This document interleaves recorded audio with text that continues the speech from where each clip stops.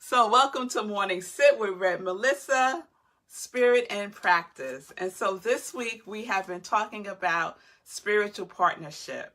And I so appreciate all of the responses, the DMs, the questions. Folks have been calling me, talking about their relationships and talking about what they're looking to call in for their next relationship, And so we're always preparing ourselves by doing our work. And that's why we do our spiritual practice. Doing our spiritual practice encourages us to continue to do our inner work so that when we're in relationship or we're calling forth relationships, we're magnetizing our minds to that relationship that we are desiring for our highest good at a high vibration, right? So keep doing your work. You're doing great. And so I just wanted to recap for everybody before we get into the conversation about disagreements and spiritual partnerships, right? So we said spiritual partnership is a partnership between equals. That's really important. Are you in a relationship with someone who is your equal? And let's just talk about equals in the sense of consciousness, in the sense of vibration. Do you vibrate at the same frequency? That's really important. So, spiritual partnership is a partnership between equals for the purpose of spiritual growth. So, that is the framework from which we're talking about spiritual partnerships. And we're talking about love relationships. So relationships with significant others. So spiritual partnerships can be in other relationships, but for the purpose of this conversation, we're talking about love relationships with our significant others. So we talked about sacred relationships in our sacred series, right? And it's about reverence, right? We said sacredness is about reverence, holding something as holy. So in our spiritual partnerships, we're holding it with reverence, right? It's important. It's divine. It's delicious. And there's a commitment to growing and doing your work, right? We're making responsible choices in our relationship, and we're consciously choosing love. We're consciously choosing love. Even when we're frightened, we're choosing love to demonstrate and communicate with each other. We talked about having that conversation about what the intention of your relationship is. What is your intention? Because that's a lot of times we don't have that conversations and we just go by assumption.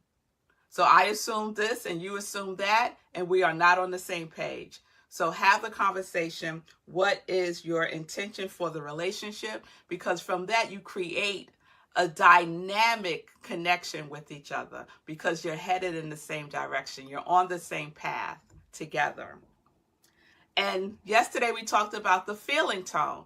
What is the feeling tone of the relationship? Have that conversation.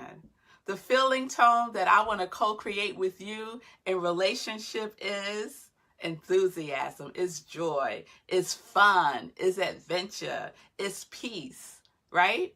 Have that conversation. What is the feeling tone? Because that feeling tone is the feeling tone that you are creating within yourself. You can't have the feeling tone in a relationship if you don't have it within yourself, right? So you're cultivating that within yourself, cultivating that in your relationship. Okay, so today we're talking about disagreements, right? And I'm talking about disagreements in the context of unity. So you can have disagreements and still be unified, right? We're not separate in our spiritual relationships. We recognize that we are living from the place of oneness, right? So there can be disagreement and still be oneness, right? So disagreements don't have to divide. You're not divided against each other. Okay, so there is unity and disagreements. So how do you resolve disagreements, right? Have that conversation before you're in a disagreement, right? You're talking about your feeling tone. You're talking about the intention of your relationship. Have a conversation about disagreements. Have a conversation about how you show up when you're in upset, when you're not upset, when you're not upset. So have that conversation. What works for you, what doesn't work for you when you're in disagreement with your spiritual partner. So I want to read 1 Corinthians chapter 1, verse 10. It says, to agree with one another, so there may be no divisions among you, and that you may be perfectly united in mind and thought. So, perfectly united in mind and thought. So you could have disagreement and still be perfectly aligned, perfectly united in mind and thought, because you're leaning on the commitment to each other's spiritual growth. You're leaning on the commitment of the intention of your relationship.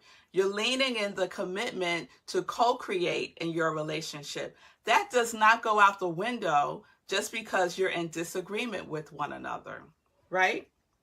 So in disagreement, there's an approach to learning and growing about yourself, about the other person, and about each other as spiritual partners. So the orientation in disagreement is not to defending my position, making the other person wrong, exerting inauthentic power.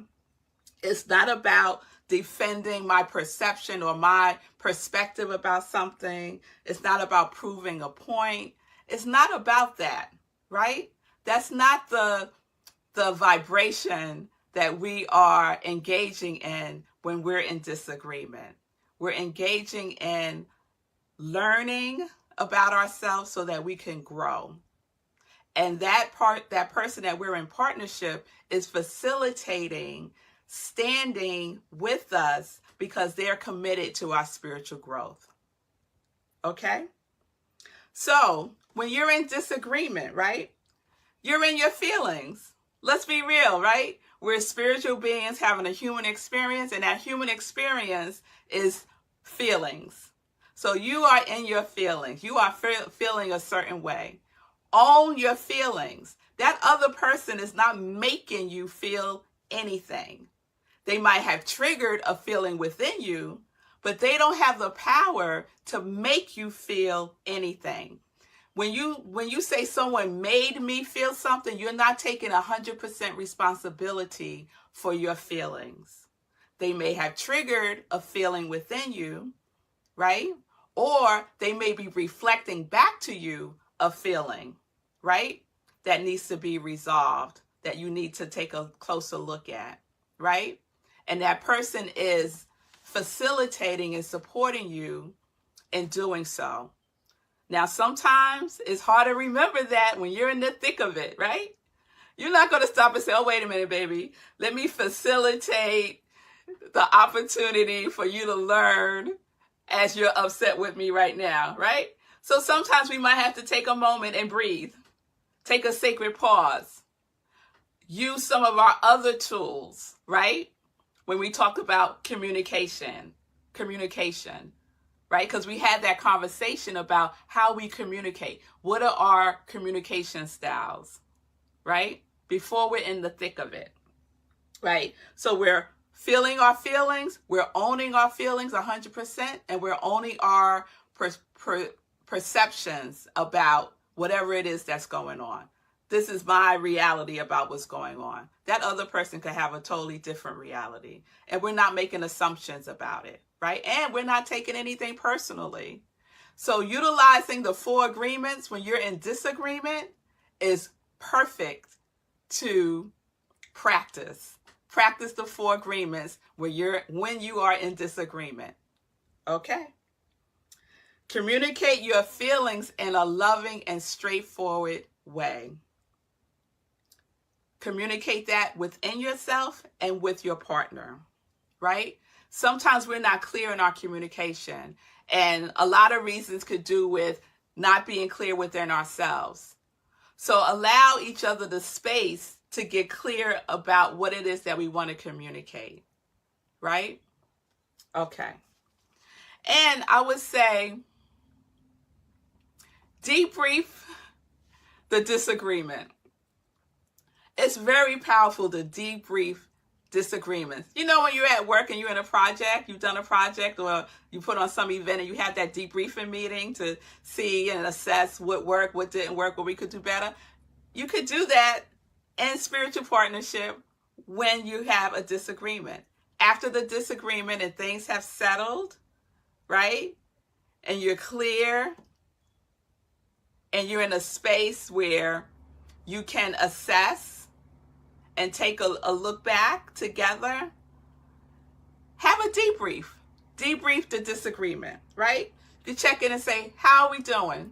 How are you doing, my beloved? How are you doing, my beloved? And share with each other.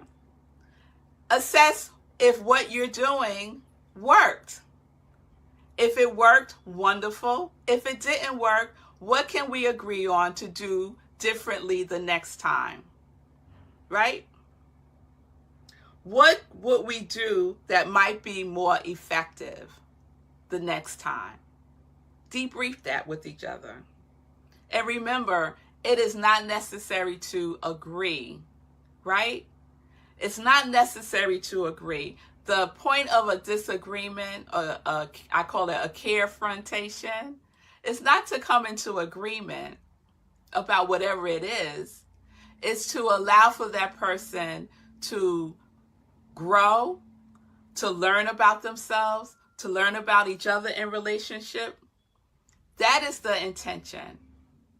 Because getting caught up in the, I want you to agree with me, is really about wanting that person to see from your perspective, right? And sometimes we get stuck there and we can't move things along. So get clear within yourself. Have the discussion before you're in the disagreement about how you're going to disagree. The method that you're going to use to resolve disagreements. How will you be with each other? And then debrief. Debrief the disagreement. Assess what worked, what didn't work. What did you learn about yourself?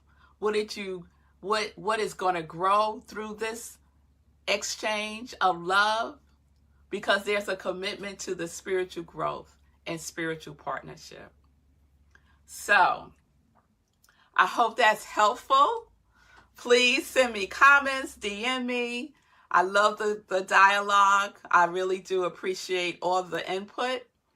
And I'm so happy to see so many of you today live. So today's t-shirt is Trust God, Do Good. Trust God, do good. And we could all incorporate that in our relationship, right? We're trusting God in our relationship and we're doing good with each other. So with that, peace and blessings. Have a wonderful day and enjoy.